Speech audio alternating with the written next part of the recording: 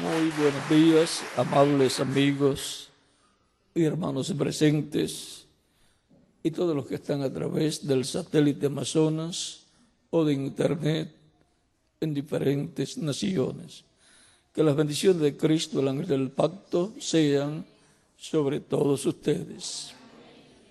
Aprecio y agradezco mucho el respaldo que le están dando al importante proyecto de la Gran Carpa Catedral en Puerto Rico y también el respaldo que le están dando a la obra misionera y obra evangelística, todos los ministros con sus congregaciones junto al misionero Miguel Bermúdez Marín.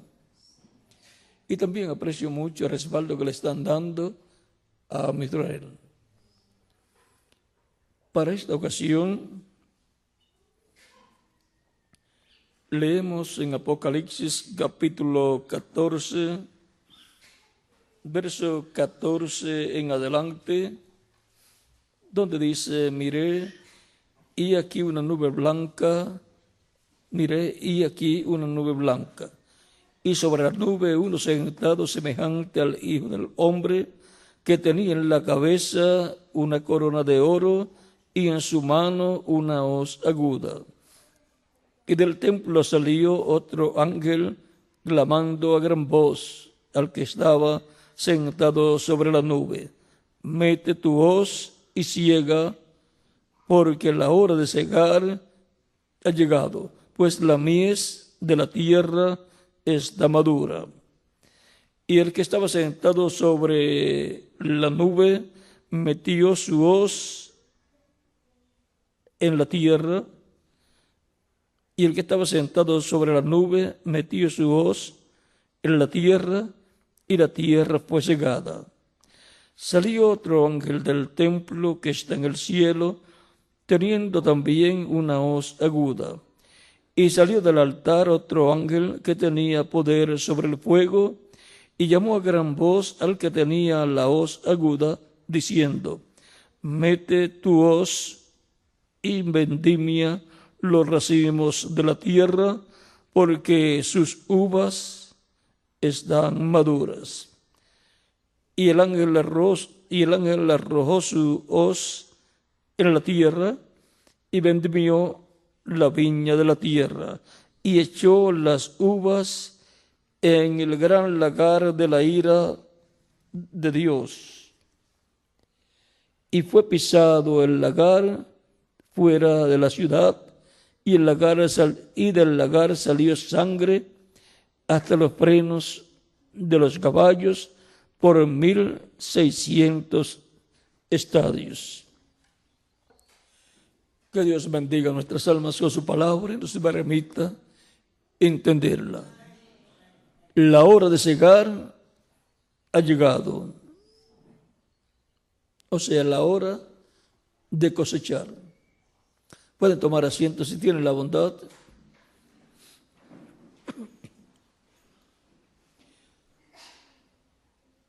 Por cuanto el pueblo hebreo, en el tiempo en que Cristo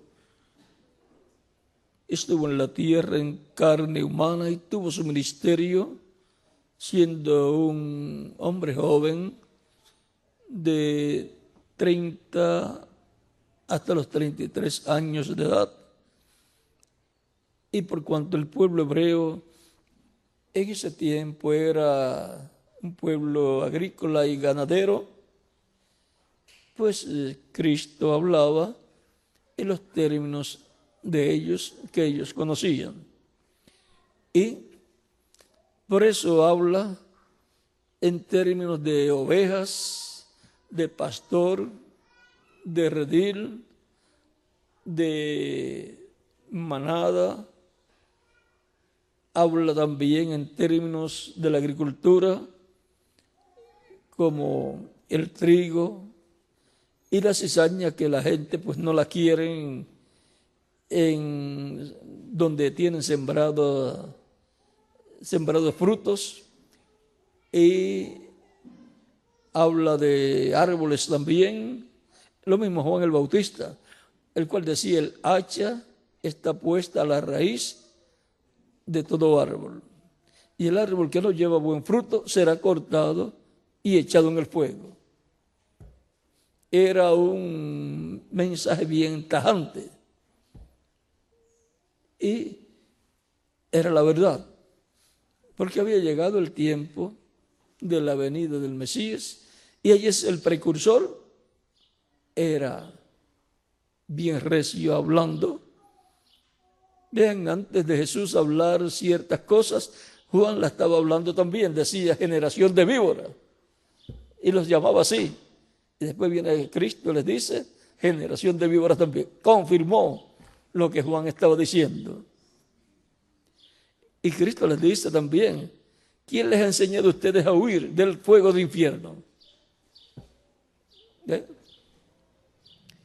Y en otra ocasión les dice, vosotros no podéis escuchar mi voz porque vosotros sois de vuestro padre el diablo y las obras de vuestro padre queréis hacer, queréis cumplir. Y así, eso era porque querían matarlo. Y él dice, hablando del diablo, que él ha sido homicida desde el principio. Por lo tanto, el homicida, el diablo, desde el principio fue homicida. Y ahora los hijos de él también tratan de hacer lo mismo porque quieren matar a Jesús. Ahora todo estaba en el programa divino porque Cristo tenía que morir para llevar a cabo la obra de redención. Por lo cual, en medio del pueblo hebreo tenía que cumplirse esa escritura. Y cuando se tiene que cumplir algo, pues tienen que estar las personas que darán cumplimiento a esas profecías. Si va a hacerle daño a alguna persona, otras personas, pues tienen que aparecer la gente mala que hagan esa labor. Si van a venir muchas cosas buenas por medio de personas, pues tienen que venir personas buenas que hagan esas cosas. Tan simple como eso. Y ahora encontramos que tuvo que venir el Imperio Romano también para matar al Mesías. Con la muerte, la pena de muerte mayor, que era la crucifixión. Y le colocaban en la parte de arriba la causa por la cual era crucificada la persona. O sea, de qué fue acusado y por qué fue condenado. Y la causa por la cual fue acusado y condenado delante de Pilato fue porque decía que era el rey de los judíos. Y no podía haber otro rey sino el César.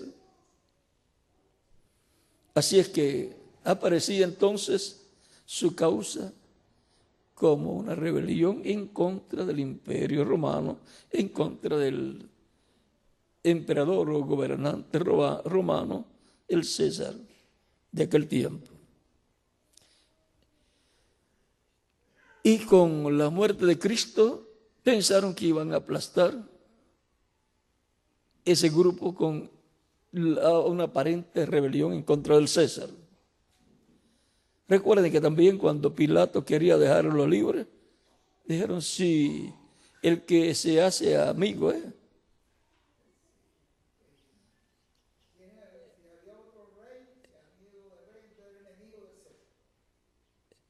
el que se hace amigo de otro rey, algo así, se hace enemigo del César.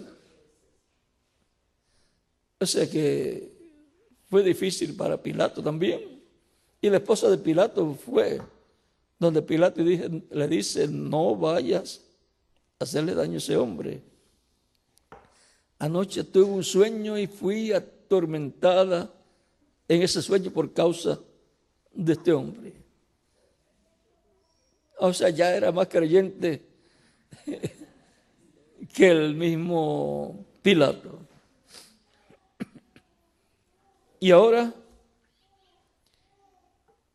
todo eso tenía que cumplirse, gracias a Dios, porque se cumplió en medio del pueblo hebreo, porque ese era el lugar donde tenía que cumplirse, en medio del pueblo de Dios. Pueblo que Dios ama, que todos nosotros amamos, y que tiene la promesa de la venida del Mesías para este tiempo final. Y lo van a recibir, porque vendrá como Rey de Reyes y Señor de Señores. En su primera venida no lo podían recibir porque Él vino para morir. Vino como Cordero para morir por el pueblo hebreo, como el sacrificio de expiación por los pecados del pueblo hebreo y por los pecados de todos los seres humanos. Por lo tanto, tenía Dios que cegar los ojos de ellos para que no vieran. Y por eso, cuando Cristo está en la cruz, ora por su pueblo Israel y le dice al Padre: Padre, perdónalos porque no saben lo que hacen. Y por consiguiente, el perdón de Dios es una realidad para el pueblo hebreo por la crucifixión de Cristo, que pidió a Pilato que la llevara a cabo. Y no el pueblo, sino los líderes del pueblo fueron los que promovieron eso e incitaron a muchos del pueblo que estaban allí a que pidieran lo mismo, la crucifixión de Cristo. Pero tenía que ser en esa forma para que se efectuara el sacrificio de expiación por los pecados del ser humano. Por lo tanto, le agradecemos a Dios y al pueblo hebreo la bendición del Redentor, porque la salvación, el mismo Cristo dice a la mujer samaritana en el capítulo 4 de San Juan, que la salvación viene de los judíos. O sea que el pueblo hebreo, miren, le ha dado la Biblia a la humanidad. Le ha dado un Salvador, al Señor Jesucristo. ¿Qué más quiere la humanidad del pueblo hebreo? Si le ha dado lo más grande, la palabra de Dios escrita, y le ha dado un Salvador, el Señor Jesucristo. Lo más grande, el tesoro más grande del pueblo hebreo es la palabra de Dios escrita y el Mesías, el Salvador, en su primera venida. Y por consiguiente, la historia de la venida del Mesías, que está en el Evangelio, según San Mateo, según San Marcos, según San Lucas y según San Juan, y en las cartas de los apóstoles. Y también en el libro del Apocalipsis, que es también escrito por uno de los apóstoles, pero revelado o dictado por el Espíritu Santo, a través del ángel del Señor Jesucristo. Por eso ustedes encuentran que dice: el que tiene oídos para oír, oiga ¿qué? Lo que el Espíritu dice a las iglesias. Es nada menos que Cristo, en medio de su iglesia, por medio de su ángel, hablándole a su iglesia a través de cada mensajero y dándole la revelación de su palabra correspondiente a cada edad, a cada etapa de la iglesia. Esa ha sido la forma en que Cristo, la revelación de Cristo, ha estado en medio de la iglesia de edad en edad. Esa ha sido la forma en que Cristo se ha revelado en su iglesia, en cada edad, por medio de su ángel, a través de los diferentes mensajeros o ángeles de cada edad. Y ahora hemos llegado al día postrero, que es el séptimo milenio de Adán hacia acá, o tercer milenio de Cristo hacia acá. Porque un día delante del Señor es como 1000 años, y 1000 años como un día. Los días postreros comenzaron en el tiempo de Jesucristo. Ya cuando tenía de 3 a 7 años de edad, comenzó el primero de los días postreros, que es el quinto milenio de Adán hacia acá. Y allí comenzó el primero de los días postreros. Y los días postreros son 3 delante de Dios. 3 días postreros delante de Dios, que para los seres humanos son 3 milenios postreros, los 3 milenios postreros. Recuerden que así como la semana tiene 7 días, y los 3 días postreros de la semana son jueves, que es el quinto día, viernes, que es el sexto día, y sábado, que es el último día de la semana. Último día, día postrero de la semana, representa al día postrero delante de Dios, que es el séptimo milenio. El séptimo milenio es el milenio sabático delante de Dios. Cristo dijo que el Hijo del Hombre es Señor del sábado, es Señor del día de reposo, es el Señor del día postrero. Por eso es que en el día postrero milenial, es que el Mesías tomará el reino, reclamará el reino, lo tomará, establecerá su reino y gobernará sobre el pueblo hebreo y sobre todas las naciones. Ahora, antes de ser establecido el reino, hay una cosecha. En la parábola del trigo y de la cizaña de San Mateo capítulo 13, versos 30 en adelante, los discípulos quieren saber la interpretación o el significado de esa parábola del trigo y de la cizaña, y le preguntan a Cristo, le dicen a Cristo: Señor, explícanos la parábola de la cizaña.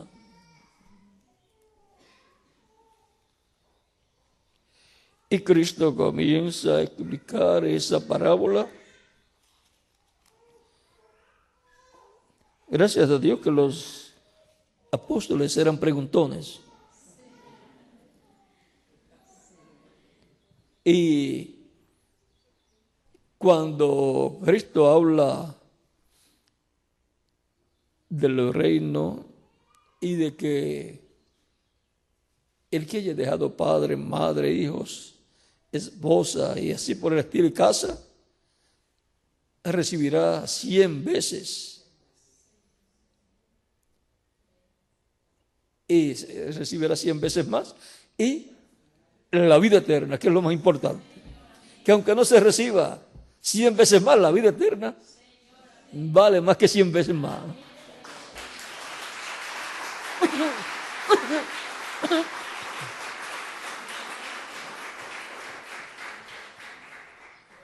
Y entonces, seguida Pedro y los demás, pero Pedro era el que llevaba la voz cantante entre ellos. No se sabe si alguno de los apóstoles decía: Pedro, pregunta tú. Y Pedro dice: Señor, nosotros lo hemos dejado todo. Dejaron las barcas de pescar, dejaron las redes, dejaron a su familia. Santiago, que es Jacobo, y Juan dejaron a su padre, que era el jefe, el dueño de la empresa de pesca, y que eran socios, estaban asociados con Pedro también, eran compañeros de labor, y lo dejaron allá solito, y ya estaría anciano. Zebedeo era el padre de Jacobo y Juan, y ahora se van con Jesucristo, con Jesús, y habían dejado a su familia también allá. Y en esos viajes misioneros, Miguel sabe y ustedes saben cómo es, que hay que dejar a la familia y uno seguir por todos los países. Y así pasaba en los viajes misioneros de Jesucristo con sus discípulos. Y ahora le dicen, ahora, Señor, nosotros le hemos dejado todo en el reino. ¿Qué vamos a tener? Y Cristo les dice, ustedes en el reino, o sea, en la regeneración, que eso es en el milenio, ustedes van a sentarse sobre 12 tronos y van a juzgar a las 12 tribus de Israel. O sea que lo que era Samuel y los otros jueces en el tiempo de los jueces, que eso corresponde al tiempo de la teocracia, ahora en el milenio, ustedes van a estar en esa posición.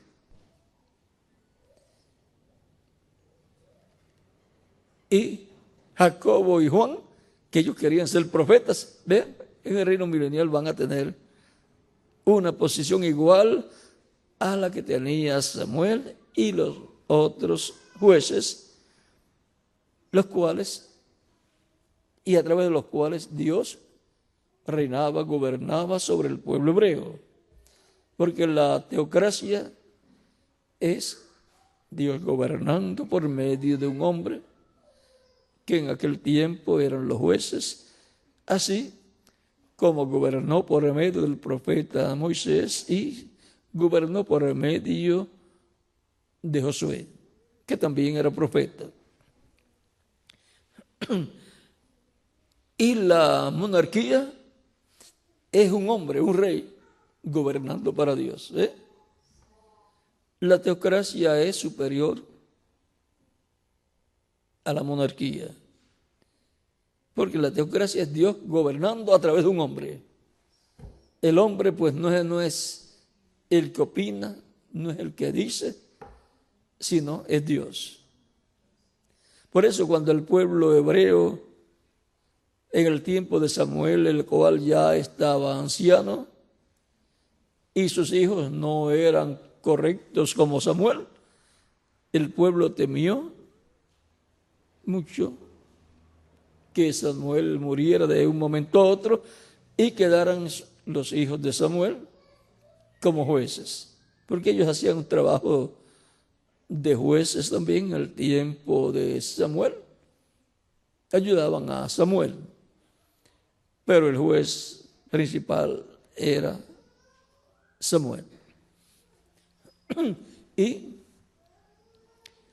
piden a un hombre, un rey. Le dicen a Samuel, queremos que nos coloque un rey, porque tus hijos no andan rectos delante de Dios. Y tú ya estás viejo. O sea, te vas a morir de un momento a otro, nos vas a dejar. Él pregunta si ha habido alguna falla en él, que lo digan. Y él le dice, no, todo ha estado bien en ti. En palabras, ahí más o menos. Todo ha estado bien, no tenemos ninguna queja contra ti. Lo único, que ya estás viejito, estás anciano y vas a morir. Y tus hijos no andan bien delante de Dios. O sea, no queremos que tus hijos queden en tu lugar porque van a ser un problema para nosotros. Queremos un rey como lo tienen todas las naciones, que nos gobierne. Y querer salir de la monarquía, de la teocracia a la monarquía era un problema.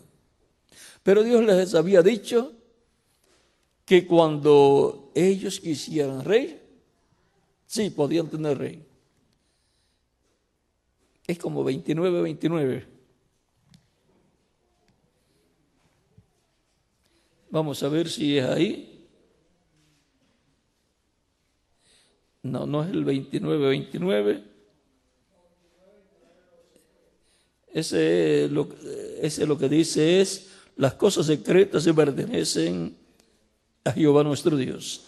mas de las reveladas son para nosotros y para nuestros hijos para siempre, para que cumplamos todas las palabras de esta ley.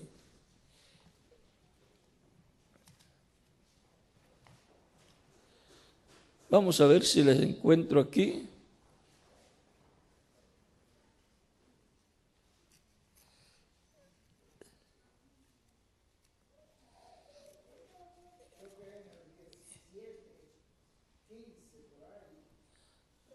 Diecisiete, 15 de...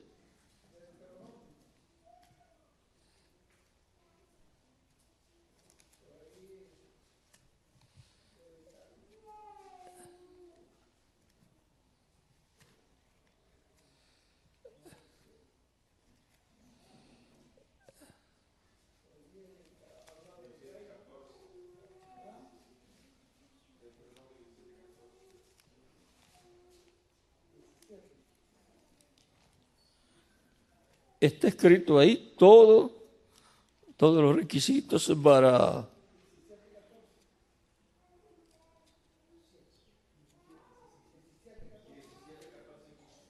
Dice, cuando 17:14 de Deuteronomio, capítulo 17, verso 14 en adelante, dice, cuando hayas entrado en la tierra que Jehová tu Dios te da, y tomes posesión de ella y la habites y digas, pondré un rey sobre mí como todas las naciones que están en mi alrededor. Ciertamente pondrás por rey sobre ti al que Jehová tu Dios escogiere. O sea que no habrá elecciones como tienen las naciones en la actualidad. No es el pueblo el que va a votar por el rey o por el gobernante que va a tener, es Dios.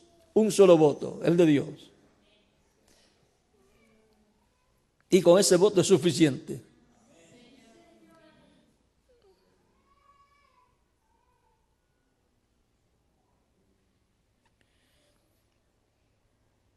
Ciertamente pondrás por rey sobre ti al que Jehová tu Dios escogiere. De entre tus hermanos pondrás rey sobre ti. No podrás poner sobre ti a un hombre extranjero que no sea tu hermano. No podrás poner sobre ti a un hombre extranjero que no sea tu hermano. O sea, puede estar en otra nación, pero si es tu hermano, puede venir de otra nación, pero tiene que ser tu hermano. O que esté ya en la nación.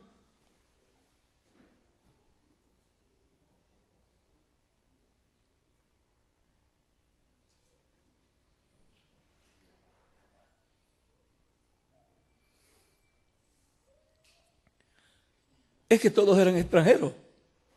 Vinieron de Egipto.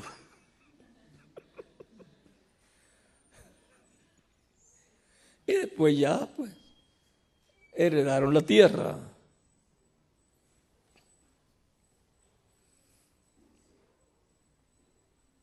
Luego sigue diciendo, pero él no aumentará para él caballos, ni hará volver al pueblo a Egipto. Ni hará volver al pueblo a Egipto con el fin de aumentar caballos, porque Jehová os ha dicho, no volváis nunca por este camino.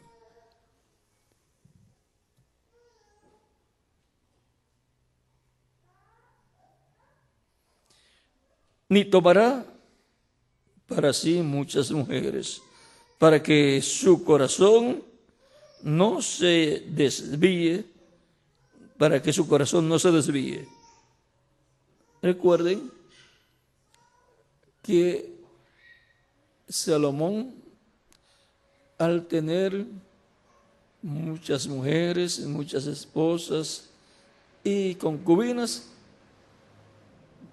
de todas esas naciones vecinas trajeron su religión, y por eso él le tuvo que construir templos paganos en la tierra de Israel, y vinieron a ser un problema porque Salomón dio lugar a que la idolatría se estableciera en Israel a nivel de gobierno, a nivel de Estado.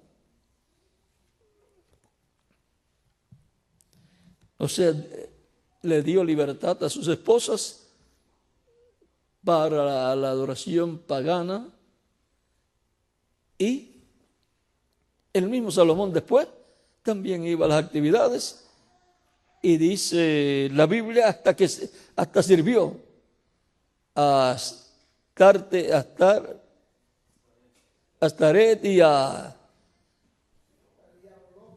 a Moloc, tan sabio después de viejo, como que la sabiduría la tuvo por el tiempo en que estaba bien agarrado de Dios.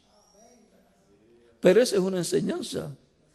La persona no puede creerse sabio en su propia opinión. Debe tener la sabiduría de Dios y saber lo que Dios ha dicho. Y Dios lo advirtió, y también David se lo advirtió. Y Dios le había dicho que si se desviaba y se iba hacia la idolatría, entonces Dios lo iba a castigar con vara de hombre. Eso quiere decir con gente, con naciones y ejércitos enemigos para castigarlo. Y como Dios trata con el pueblo hebreo como nación, lo que el rey hacía afectaba a toda la nación. Es como lo que un presidente hace afecta a toda la nación. Si un presidente habla mal de otra nación y otro presidente, vean, ya esa otra nación va a estar en contra de esa nación. Pero fue el presidente el que habló. Sí, pero es él la cabeza de esa nación. Le busca un problema a su propia nación. Y Salomón le buscó un problema a su propia nación. Y la sentencia de Dios, además de los adversarios que fueron levantados, que Dios le levantó en contra a Salomón, también el reino, Dios dijo que sería dividido y solamente le iban a quedar al hijo de Salomón 2 tribus, y 10 tribus le iban a ser dadas a otra persona. A Roboam, hijo de Salomón, le iban a quedar 2 tribus, y a Jeroboam, los nombres se parecen, pero el G es muy importante. Jeroboam.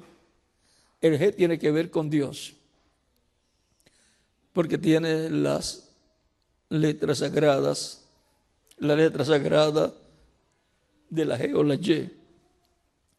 Por eso cuando ustedes leen en los Salmos que dice ya, J-A-H, es el nombre de Dios abreviado. Falta la W-H. Y encontramos que le dan Dios 10 tribus a Roboam más adelante.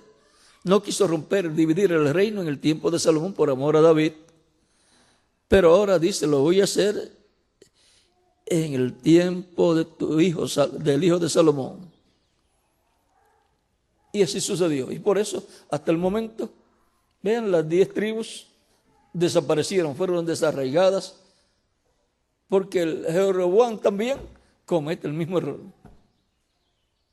Le pone 2 becerros de oro, uno en Dan y el otro en Betel, por ahí.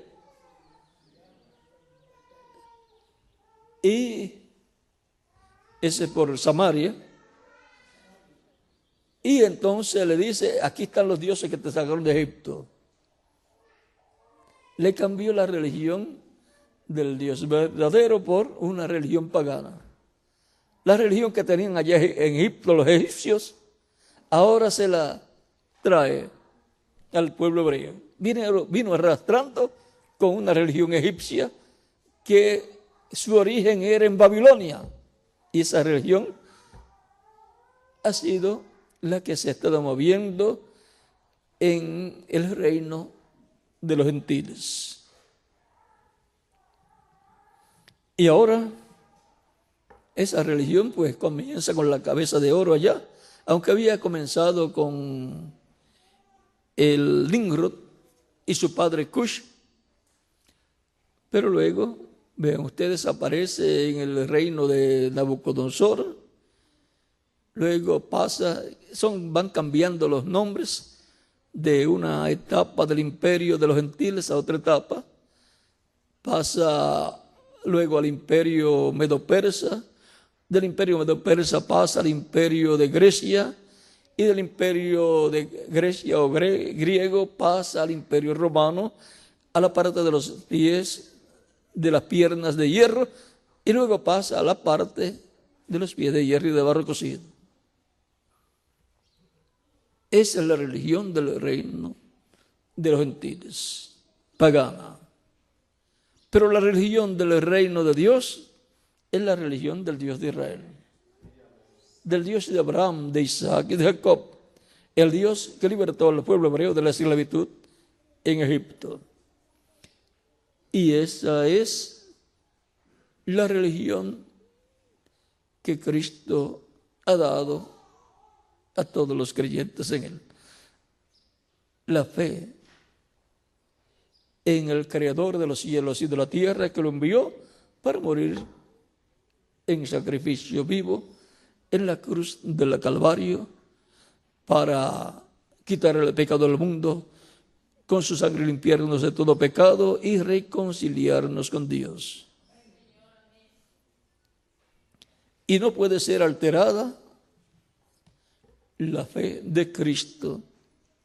No puede ser alterada la religión de Dios, del Dios verdadero. No puede ser mezclada con paganismo.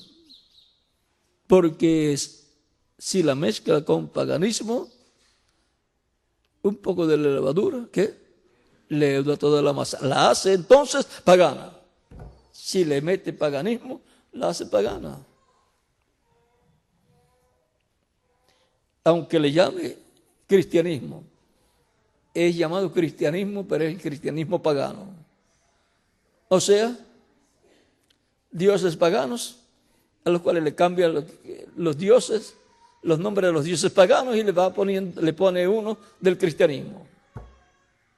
Eso es lo que ha sido hecho de una etapa del reino de los gentiles a otra etapa.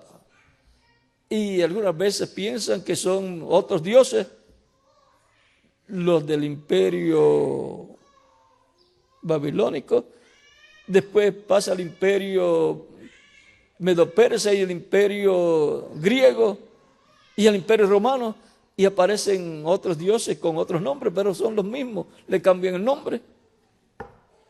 Y entonces siguen adelante y se le ponen nombres del cristianismo, siguen siendo los mismos dioses paganos, aunque le pongan nombres del cristianismo. Pero el cristianismo tiene que permanecer puro, y los creyentes en Cristo tienen que permanecer con la fe pura en Cristo nuestro Salvador.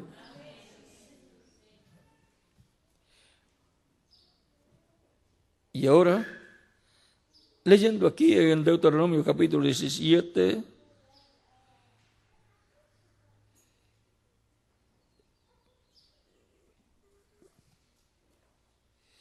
dice: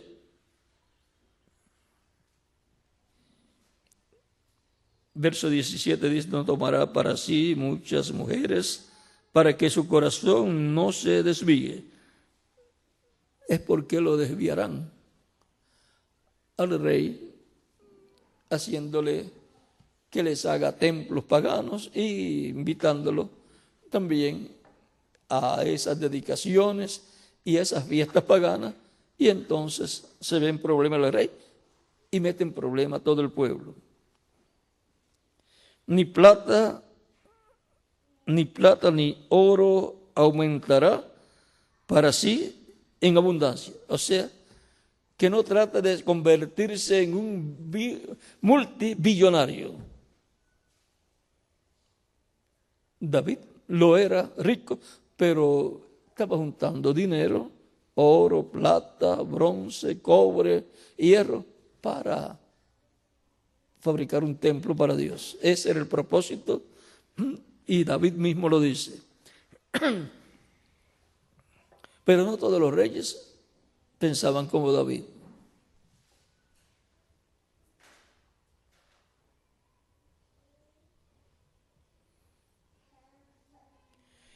Y cuando se siente sobre el trono de su reino, entonces escribirá para sí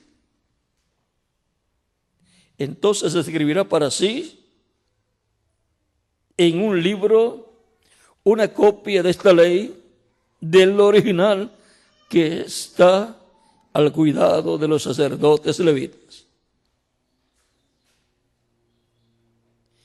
Y lo tendrá consigo y leerá en él todos los días de su vida para que aprenda a temer a Jehová su Dios, para que guarde todas las palabras de esta ley y estos estatutos para ponerlos por obra. O sea que el libro principal que tenía que tener el rey era la palabra, la ley dada por Dios, la Torá. Y leerla todos los días para temer a Dios y ponerle por obra los mandamientos divinos. Para que no se eleve su corazón sobre sus hermanos, ni se aparte del mandamiento a diestra ni a siniestra, a fin de que prolongue sus días en su reino y sus hijos en medio de Israel. Lo voy a leer de nuevo. A fin de que prolongue sus días en su reino, él y sus hijos en medio de Israel. O sea que vieron, los días de vida de los hijos del rey dependían de lo que el rey iba a hacer. Y el bienestar del pueblo dependía de lo que el rey hiciera. Si ofendía a Dios, no solamente se perjudicaba al rey, sino su familia también, la familia del rey y todo el pueblo hebreo. Y ahora hemos visto esto relacionado al rey, a la monarquía, cuando el pueblo hebreo le pidió a Samuel que le colocara un rey, tenía que ser elegido por Dios. Y Dios quería darle un rey conforme a su corazón. Y todavía no había nacido. Recuerden que Saúl reinó 40 años. Y cuando comenzó a reinar David, tenía 30 años. O sea que 10 años después que comenzó a reinar Saúl, fue que nació David. No estaba el hombre conforme al corazón de Dios listo. No había ni nacido todavía para Dios ponerle un hombre conforme a su corazón como rey. O sea que faltaba bastante tiempo, y 10 años después que comenzó a reinar Saúl, nació David. Y comenzó David a reinar a los 30 años, o sea, estaban a 40 años de distancia de que Dios colocara un rey conforme a su corazón. Y entonces le dio un rey conforme a la permisiva voluntad conforme al deseo del pueblo. Por eso, siempre las cosas deben ser conforme a la voluntad de Dios para el tiempo que Dios quiere. No antes de tiempo ni después de tiempo. Por ejemplo, la visión de la carpa no podía ser antes de tiempo, pero tampoco puede ser después de tiempo. Y es para el día postrero, y es para antes de la venida del Señor, y es para antes de la resurrección de los muertos en Cristo. Porque el cumplimiento de esa visión está ligada a todo el programa del séptimo sello y también del sexto sello. Y por eso es la tercera etapa mencionada por el reverendo William Branham la que estará siendo manifestada ahí. Por lo tanto, las personas que han leído los mensajes del reverendo William Branham, no se les puede escapar una cosa, y es que todos los que han leído los mensajes del reverendo William Branham y los creen, saben que viene esa tercera etapa y que esa tercera etapa será en una gran carpa catedral. Y el que desea que llegue esa tercera etapa, pues entonces tiene que trabajar para que llegue la carpa, esa gran carpa catedral. Tan sencillo como eso. No es solamente decir, nosotros creemos el mensaje de Dios por medio del reverendo William Branham y estamos esperando que se lleve a cabo, que Dios lleve a cabo la tercera etapa. Pero tiene entonces que pensar, entonces vamos a trabajar para que llegue el lugar donde Dios dijo que iba a cumplirse la tercera etapa.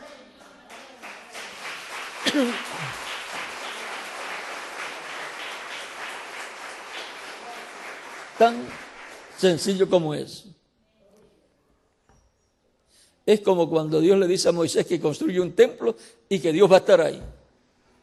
Y que va a estar con el pueblo. Y también en el tiempo de Salomón, cuando construyó el templo, que Dios moraría en ese lugar.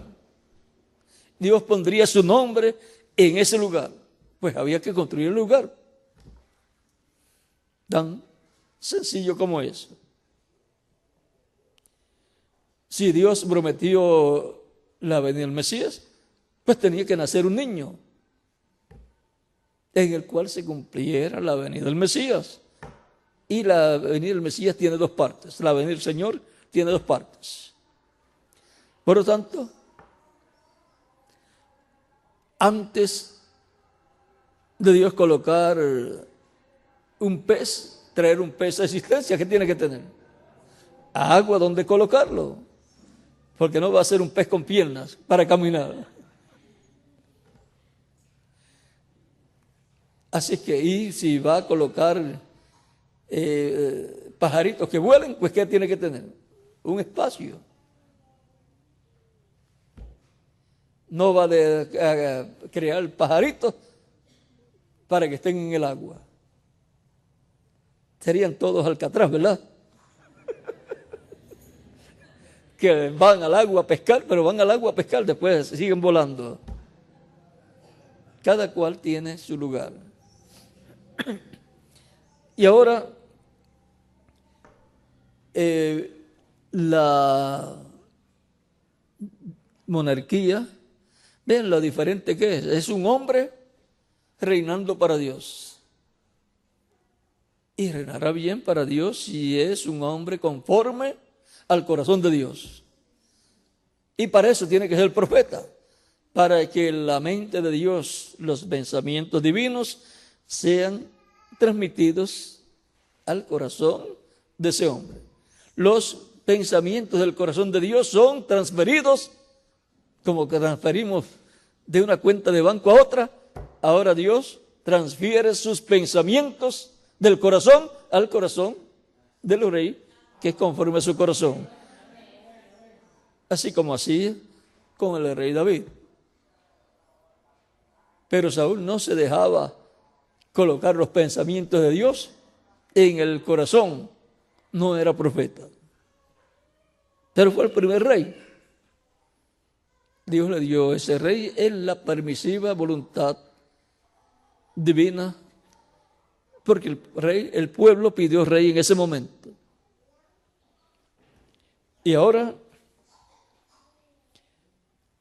estamos en un tiempo en que la promesa de una cosecha para el tiempo final, para el día postrero, en donde el trigo será recogido en el alfolí de Dios y la cizaña será atada y quemada en el fuego. Estamos viviendo en ese tiempo, el cual es un tiempo profético, en el cual el Hijo del Hombre envía a sus ángeles con gran voz de trompeta para llevar a cabo el recogimiento del trigo. La gran voz de trompeta, la palabra de Dios, el mensaje de Dios, el mensaje del Evangelio del Reino.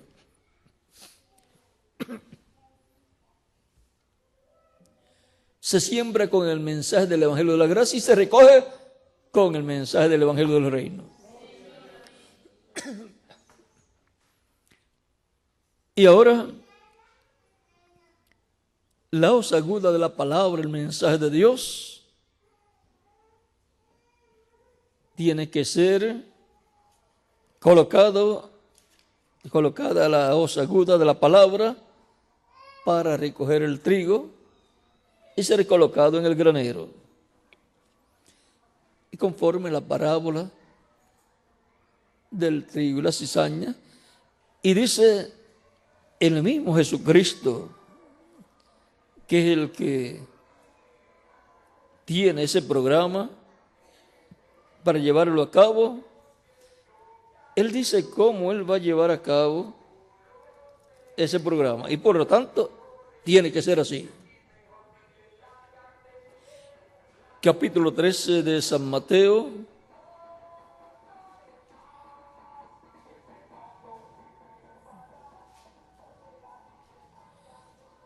Verso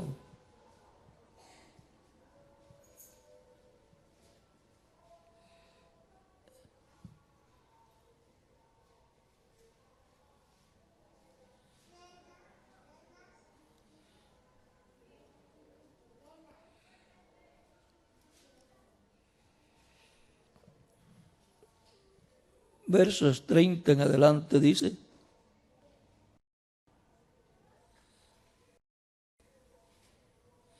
"36 en adelante dice: entonces, despedida la gente, entró Jesús en la casa y acercándose a él sus discípulos le dijeron: explícanos la parábola de la cizaña del campo. Respondiendo él les dijo: el que siembra la buena semilla es el Hijo del Hombre, o sea, Cristo. El campo es el mundo. La buena semilla son los hijos del reino. Y las cizañas son los hijos del malo. El enemigo que la sembró es el diablo. La siega es el fin del siglo. Y los segadores son los ángeles. Y ahora aquí presenta que la cosecha va a ser llevada a cabo por los ángeles. Por eso en Apocalipsis capítulo 14, verso 14 al 20, aparece la cosecha del trigo primero y después aparece la cosecha de la cizaña de los hijos del malo representados en las uvas.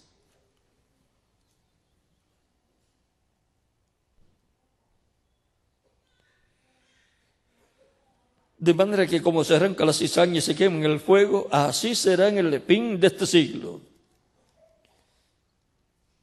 Enviará el Hijo del Hombre a sus ángeles y recogerán de su reino a todos los que sirven de tropiezo y a los que hacen iniquidad. Y los echarán en el horno de fuego. Allí será el lloro y el crujir de dientes. Entonces los justos resplandecerán como el sol en el reino de su Padre. El que tiene oídos para oír, oiga. Miren, la misma forma que Cristo dice, el que tiene oídos para oír, oiga, en Apocalipsis también dice, el que tiene oídos para oír, oiga lo que el Espíritu dice a las iglesias. O sea, lo que Cristo, el Espíritu Santo, dice a las iglesias. Y Él habla por medio de sus instrumentos. Y ahora ya nos dijo que envía a sus ángeles para llevar a cabo esa cosecha. Y ahora en San Mateo capítulo 24,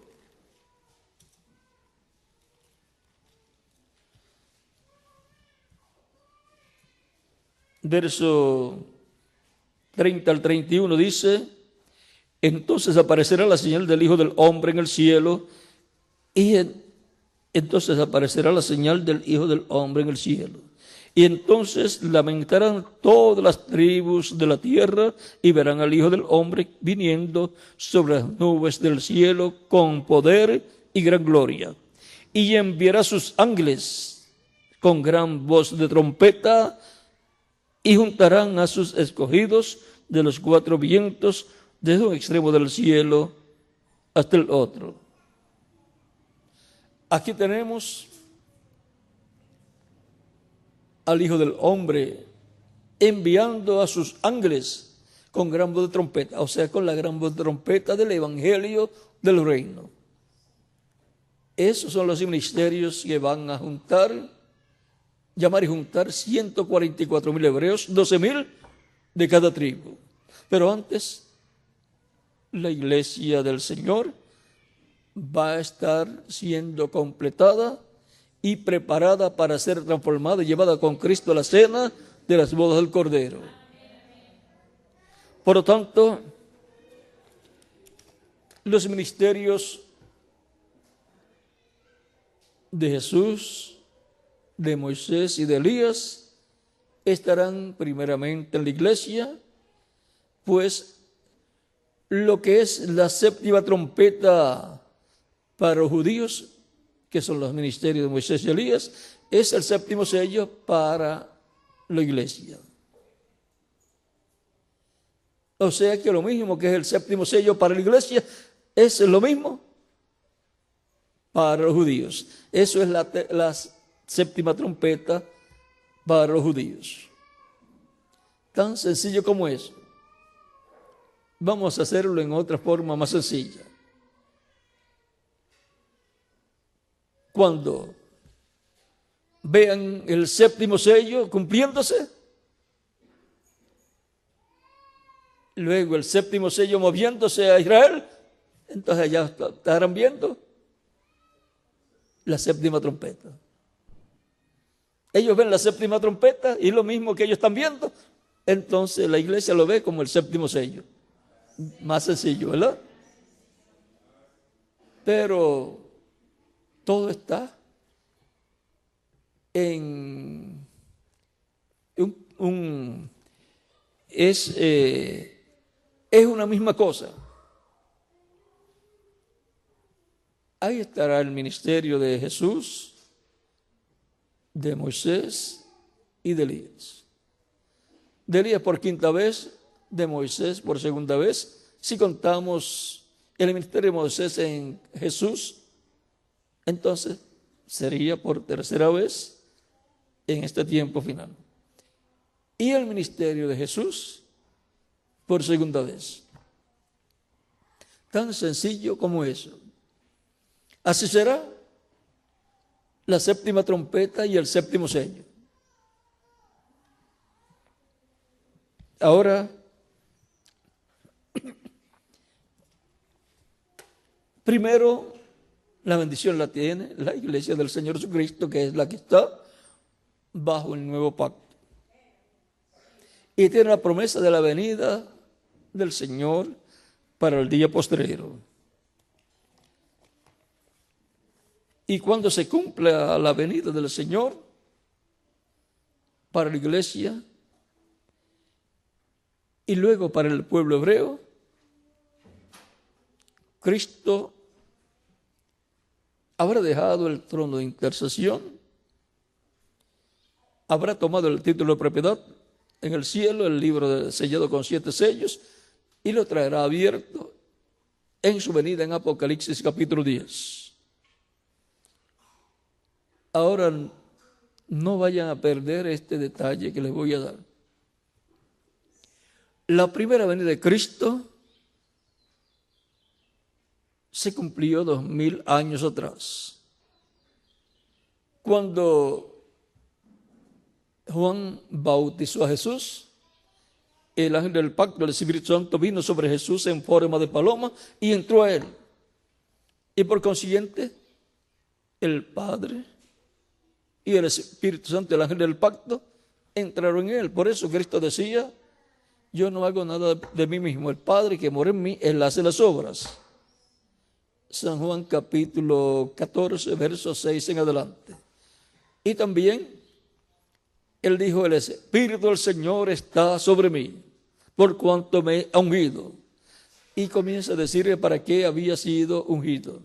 San Lucas capítulo 4, versos 11 del 20, vamos, más o menos. Y encontramos que ahí se está cumpliendo la venida del ángel del pacto, la venida del Señor. Pero para que ocurriera eso, pues el velo de carne tenía que estar en la tierra, crecer, hasta llegar a la edad correspondiente, para que se cumpliera en él la venida del Señor, la venida del ángel del pacto que le había dado la ley al pueblo hebreo a través del profeta Moisés. El pasaje de San Lucas capítulo 4 lo pueden tener desde el verso 16 en adelante, hasta el 21. Y ahora tenemos la promesa de que el Verbo, el ángel del pacto, volverá. Él es el ángel fuerte que desciende del cielo en Apocalipsis capítulo 10. Él es el jinete del caballo blanco de Apocalipsis 19. Y por eso lleva escrito en su muslo el Verbo de Dios. Y en su vestidura tiene escrito: Rey de Reyes y Señor de Señores, porque viene como Rey de Reyes y Señor de Señores para reclamar el trono de David y gobernar sobre el pueblo hebreo y sobre todas las naciones. Y ahora, en medio del cristianismo habrá una cosecha del trigo, conforme a la parábola del trigo y de la cizaña, que estarán llevando a cabo los ángeles del Hijo del Hombre con el mensaje de la gran voz de trompeta del Evangelio del Reino. Y luego llevarán a cabo una cosecha de 144,000 hebreos, 12,000 de cada tribu. Tan sencillo como eso.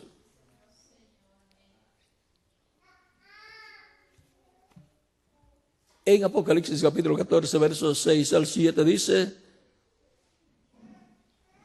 acerca de un mensajero. Recuerden que ángel significa mensajero.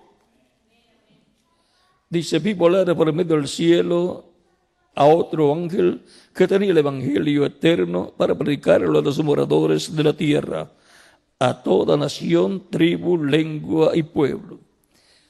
Un ángel, un mensajero, con el evangelio eterno. El evangelio eterno es el evangelio del reino. Y encontramos que Cristo dice en San Mateo capítulo 24, verso 14: y será predicado este evangelio del reino para testimonio a todas las naciones, y entonces vendrá el fin. La señal del fin más grande es un hombre, un mensajero, con el evangelio eterno, el evangelio de los reinos, predicándolo a todas las naciones. Un mensaje para todas las naciones. Y si es enviado para predicar el evangelio eterno a toda nación, pueblo y lengua, ¿dónde tiene que estar entonces? Pues en la tierra. Entre todas las naciones y entre todos los pueblos y entre toda la gente. Llevando ese mensaje, predicando ese mensaje del evangelio del reino. Y si es enviado para, dice, que tenía el evangelio eterno para predicarlo a los moradores de la tierra. Si tiene que predicarlo a los moradores de la tierra, ¿qué tiene que ser? Pues un predicador. Tan sencillo como es. Por lógica, entonces sabe que es un predicador. Y dice, diciendo a gran voz, temed a Dios y dadle gloria. Y si su mensaje enseña a temer a Dios y a darle gloria a Dios, pues tiene que venir predicando asuntos religiosos, predicando acerca de Dios. Es un predicador de Dios enviado para predicar el evangelio del reino a todas las naciones y enseñar a adorar a Dios, a servir a Dios. Decirle a la gente que busquen a Dios, que sirvan a Dios y decirle que estamos en tiempos muy peligrosos.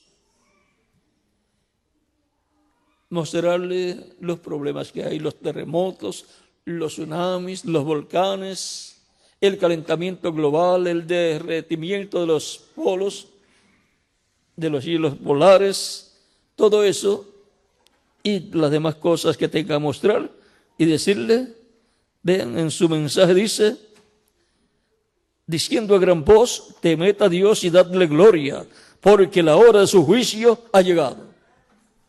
Como Noé, ha llegado el tiempo en que Dios va a destruir la raza humana con un diluvio. Le predicaba a Noé, estaba hablándole del juicio divino que iba a venir. Y ahora este mensajero vendrá anunciando el juicio divino, la hora de su juicio que ha de derramarse sobre la tierra. El juicio divino donde Dios juzgará a la humanidad y derramará su sentencia, dictará su sentencia sobre la raza humana. O sea que vendrá predicando el día de venganza del Dios nuestro. Recuerden que cuando Cristo leyó la escritura de Isaías 61, se detuvo a la mitad del verso 2, cuando dijo, y a predicar el año de la buena voluntad del Señor. Y ahí se detuvo. A continuación decía, y el día de venganza del Dios nuestro. ¿Por qué no leyó eso? Porque Él no iba a cumplir eso en su primera venida.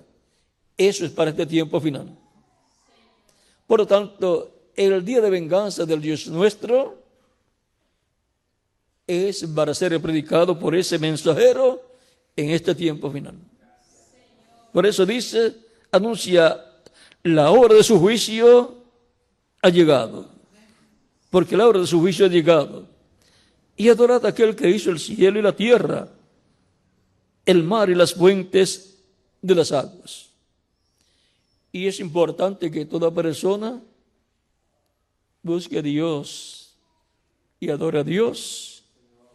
Y no espere que llegue ese momento de la ira de Dios caer sobre la tierra, porque ya no habrá oportunidad en ese tiempo. Les voy a leer un poquito aquí para que ustedes vean cómo va a ser ese tiempo.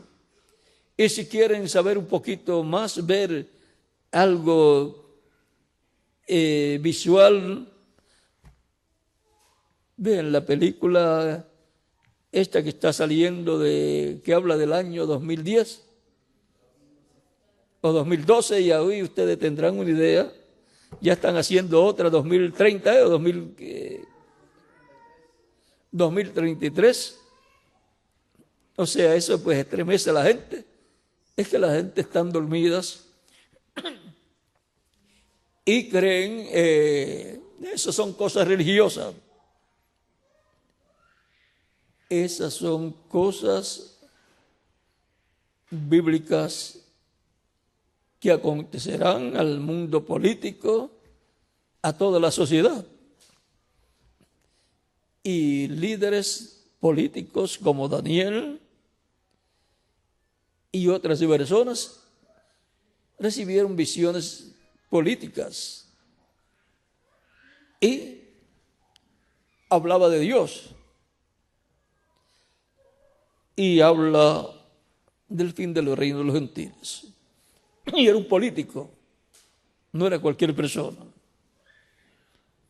Y ahora veamos un poquito acerca de cómo va a ser ese tiempo.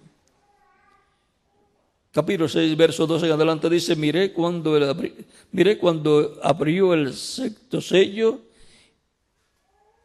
y he aquí hubo un gran terremoto, y el sol se puso negro como tela de silicio, y la luna se volvió toda como sangre, y las estrellas del cielo cayeron sobre la tierra, como la higuera deja caer sus higos cuando es sacudida por un fuerte viento. Y el cielo se desvaneció como un pergamino que se enrolla, y todo monte y toda isla se removió de su lugar. Montes e islas y las costas corren grave peligro. Si usted hace un montecito sobre un panel de madera y no le pega cemento, sino que lo va montando como se hace en esos castillos de arena en las playas del mar. Si usted lo estremece, ¿qué pasa? Se derrumba todo. Pues dice que los montes van a ser removidos.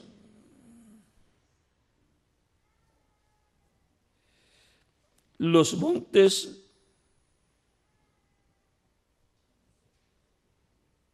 y todo monte y toda isla se removió de su lugar.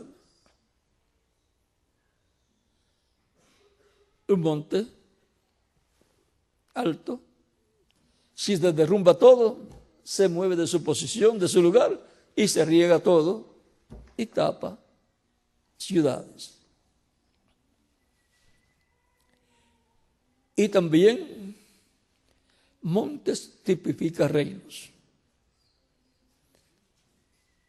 Y por lo tanto,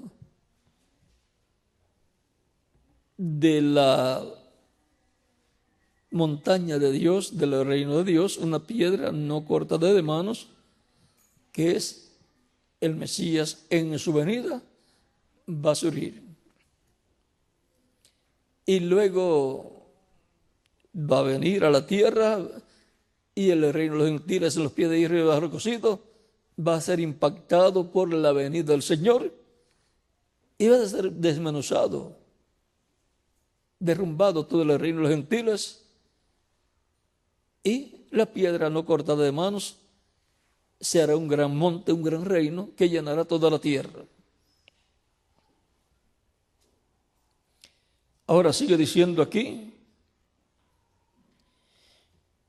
y los reyes de la tierra, y los grandes, los ricos, los capitanes, los poderosos, y todo siervo y todo libre, se escondieron en las cuevas y entre las peñas de los montes, y decían a los montes y a las peñas: caed sobre nosotros y escondednos de los rostros de aquel que está sentado sobre el trono y de la ira del Cordero, porque el gran día de su ira ha llegado. ¿Y quién podrá sostenerse en pie?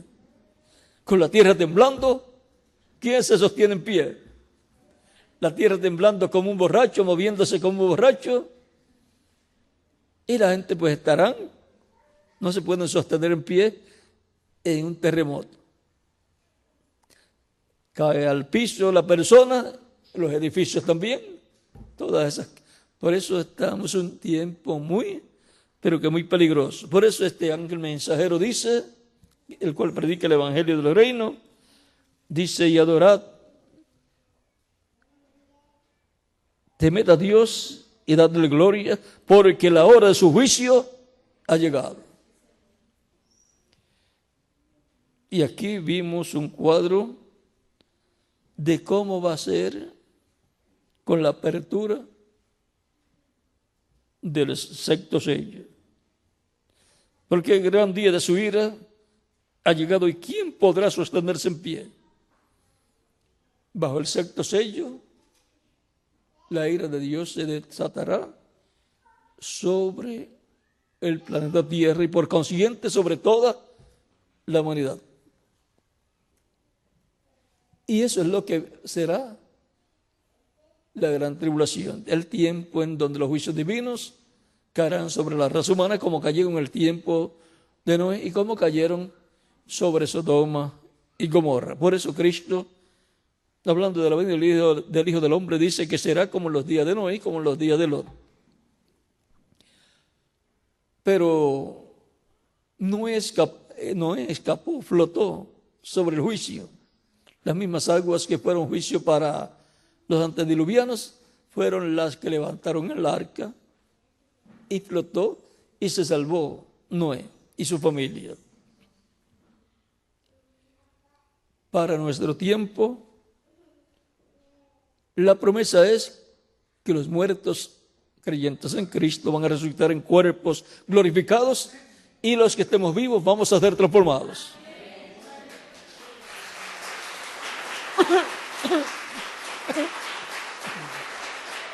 Esa será la solución al problema del juicio divino que vendrá sobre la tierra. Esa será la forma de escapar del juicio divino, siendo transformados los que vivimos, ir con Cristo a la cena de las bodas del Cordero, para lo cual tenemos que estar en el cuerpo místico de Cristo, y eso es estar en Cristo, que es el arca de nuestra salvación. Cristo es nuestra arca de salvación. Por lo cual estemos en Cristo y estaremos como Noé dentro del arca, seguros. Y todos los que están en Cristo son los miembros de la iglesia del Señor Jesucristo, creyentes en Cristo, bautizados en agua en su nombre y llenos del Espíritu de Cristo. Y ahora, la cosecha del trigo es el recogimiento de los escogidos de la iglesia y de los escogidos del pueblo hebreo, que con el pueblo hebreo son 144,000 escogidos, para lo cual enviará el Hijo del Hombre a sus ángeles. O sea, que Cristo tiene la forma en que va a llevar a cabo la cosecha. El Espíritu Santo estará operando los ministerios de Moisés y Elías para llevar a cabo esa cosecha. Y ahí vemos que Cristo en el Espíritu Santo llevará a cabo esa labor, operando esos ministerios. Y ese ángel con la hoz aguda para cosechar, vean, está coronado, es Cristo ya coronado, y Él está coronado en el cielo como Rey de Reyes y Señor de Señores. Y ahora Cristo se convertirá en Rey de Reyes y Señor de Señores, o sea, cambia de sumo sacerdote a rey. En este tiempo final, en el cielo, para hacer su obra de reclamo y llevar a cabo la cosecha. Nuestro tema ha sido: la hora de cegar ha llegado. Que Dios les bendiga y les guarde y continúen pasando todos un día feliz, lleno de las bendiciones de Cristo, nuestro Salvador. Y nos veremos en la próxima actividad, que será cerca de aquí a 1 hora más o menos. Chimpancingo, allí ya ustedes saben dónde es. Bueno, pues a mí me llevan porque yo no sé llegar, pero los que saben me van a llevar y yo estaré allí con todas las personas que van a estar allí en la congregación iglesia, donde el reverendo Jacobo es el pastor. Así que nos veremos allí también, Dios mediante. Dios les bendiga y les guarde a todos.